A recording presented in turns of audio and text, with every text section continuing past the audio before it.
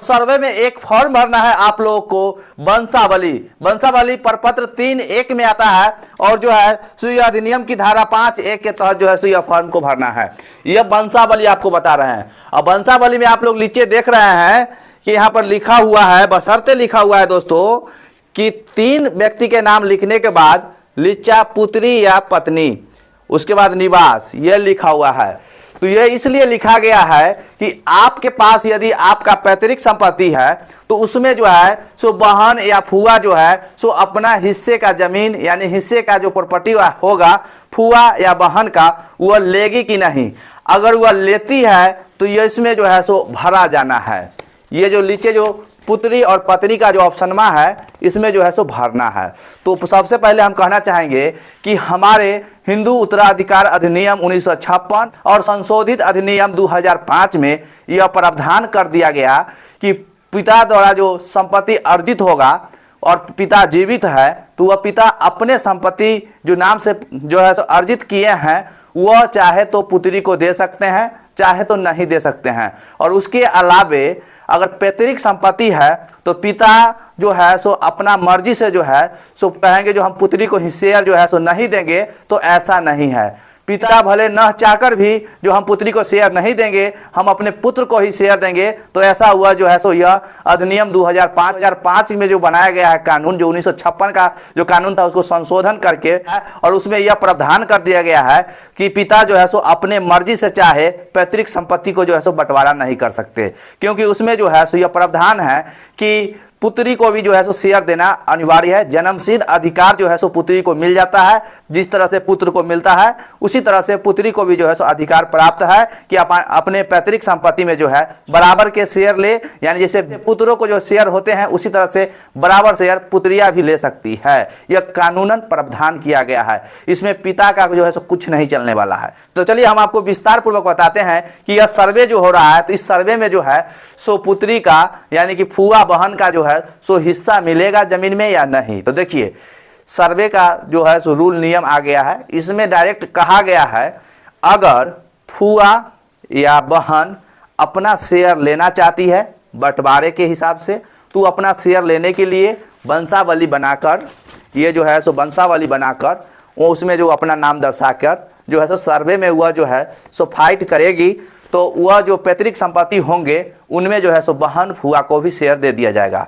अगर पैतृक संपत्ति नहीं है, पिता द्वारा अर्जित संपत्ति है और उसमें भी अगर पिता चाह रहे हैं कि हमारे जो नाम से जो अर्जित संपत्ति है वह हम सिर्फ पुत्रों को ही दे यानी कि बेटे को ही दे, तो वह आसानी से दे सकते हैं। उसमें जो है सो पुत्री जो है यानी कि बेटी जो है जो कोई भी ऑब्जेक्शन नहीं डाल सकती है कि पिता का जो नाम से ज़मीन है उसमें हमें भी शेयर चाहिए। यह पिता के इच्छा पे डिपेंड करता है कि वो कि पिता जो ज़मीन जायदाद अपने नाम से अर्जित किए हैं उसमें जो है सो पुत्री को शेयर दे या ना दे।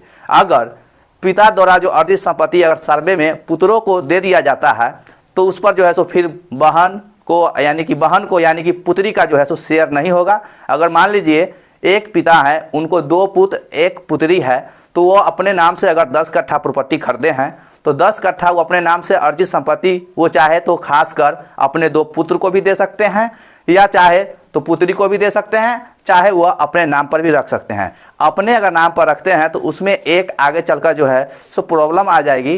कभी अगर पिता का जो पुत्री है अगर वह शादीशुदा होकर अपने ससुराल जा चुकी है, अगर वह चाहे तो पिता के मृत्यु के बाद जो है सो अपने पिता के नाम पर जो प्रॉपर्टी है उसमें भी अपना दावा जो है सो कर सकती है। लेकिन सर्वे में जब पिता अपने नाम पर जो प्रॉपर्टी खरीदे हैं वह अगर पुत्रों के नाम कर देते हैं और सर्वे अगर पुत्रों के नाम पर हो जाता है यानी कि बेटे के नाम पर हो जाता है, तो फिर बाद में जो है सो उस प्रॉपर्टी में जो है सो पुत्री का शेयर नहीं होगा। इसलिए दोस्तों आप सोच समझकर जो है सो कागजात जो है सो बनवाएं जिस तरह से आपको सुविधा हो। ये सब जो कानून बन चुका है पुत्रियों का शेयर के बारे में यानी कि बहन फुआ के शेयर के बारे में, तो वह सब देखते हुए जो है सो आप लोग जो है सो अपने प्रॉपर्टी को उसी हिसाब से बांटे जिस हिसाब से बाद में चलकर बहुत सारे परिवार ऐसे होते हैं कि बाद में जो है सो बहन आर से विवाद हो जाता है तो बहन बाद में जो है सो फाइट कर देती है, क्योंकि इस तरह का मामला जो है सुप्रीम कोर्ट तक जा चुका है। 2020 में एक और मामला ऐसे सुप्रीम कोर्ट गया था जिसमें से जो है सो 2005 के कानून संशोधन अधिनियम के तहत जो है सो पुत्री का शेयर बरकरार कर दिया गया था पैतृक संपत्ति में। तो इसलिए दोस्तों, और उसमें यह भी कह दिया गया था कि सितंबर डेट है उसका जो है सो कानून बना था, उसका डेट है तो सितंबर में 2005 में कानून बना था। तो उसमें जो है सो जजमेंट आया था सुप्रीम कोर्ट के द्वारा कि अगर पिता की मृत्यु 2005 से पहले हो जाए या बाद में हो जाए, पुत्री का शेयर बरकरार रहेगा। जिस तरह से ब हिस्से बराबर बेटे लेते हैं, उसी तरह से बेटी भी जो है सो ब हिस्से बराबर लेगी। इसलिए दोस्तों, ये सब रूल नियम को देखते हुए आप अपने अनुसार से जो है सो यह सर्वे जो है सो सोच समझ कर कराइएगा, क्योंकि अब पहले के तरह जो है सो रूल नियम है नहीं। और ये वंशावली जो आप देख रहे हैं, ये वंशावली, तो ये वंशावली आप लोग को भरने नहीं आता है, तो चलिए आप भरना जो है सो सीख लीजिए। जो पुत्री का शेयर अगर वंशावली से नहीं देना चाहते हैं तो उसके लिए क्या करना पड़ेगा। देखिए, सबसे पहले इसमें स्पष्ट लिखा गया है, स्पष्ट लिखा गया है जो है, जो यहाँ 3 व्यक्ति का ही नाम के लिए इसमें खंड बनाया गया है। अगर आप 3 भाई हैं तो 3 भाई का जो है सो नाम लिखाएगा। उसके बाद आपके पिता का क्या नाम है तो बाकी सब काट दीजिए, पुत्र रहने दीजिए। उसके बाद आगे पिता के नाम लिख दीजिए।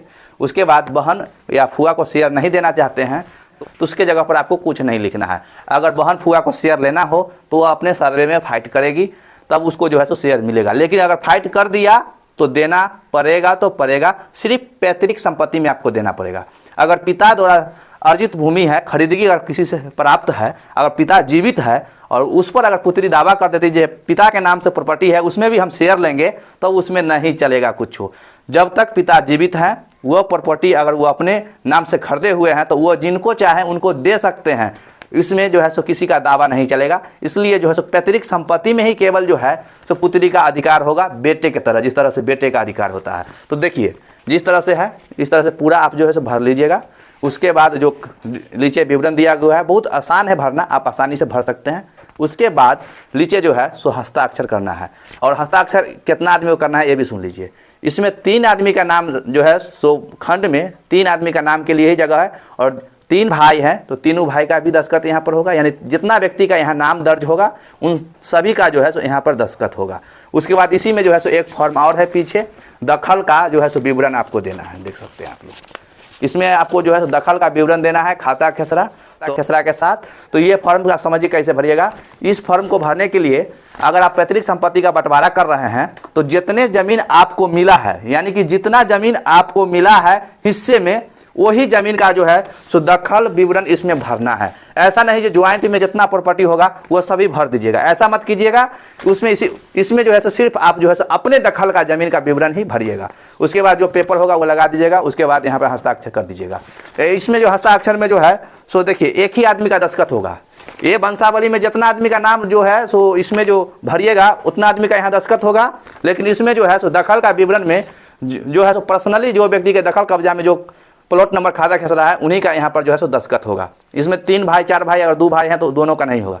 जिनका दखल कब्जा है उन्हीं का जो है सो दस्तखत होगा। और उसके बाद इसमें जो है सो नो ऑब्जेक्शन सर्टिफिकेट जो है सो बनवाने की जो भी जरूरत नहीं है। आप जो है सो उस खंड को भरवे नहीं कीजिएगा, छोड़ दीजिएगा। उसके बाद एक बात और हम कह देना चाहते हैं कि अगर आप लोगों को हमसे अगर बात करना हो तो डिस्प्ले पर दिया गया नंबर पर आप व्हाट्सएप कीजिए, और व्हाट्सएप पे 50 रुपया पेमेंट कीजिए, और उसके बाद आप जो है सो हमको कॉल कीजिए। स्क्रीनशॉट भेजने के बाद व्हाट्सएप ही भेज दीजिएगा, पेमेंट जो कीजिएगा उसको व्हाट्सएप पर भेज दीजिएगा, और उसके बाद कॉल कीजिएगा तो आपको हमसे बात हो जाएगी। चलिए, आज के लिए इस वीडियो में हम इतना ही बताए हैं। अब नेक्स्ट वीडियो में एक नया टॉपिक के साथ आपसे मिलेंगे।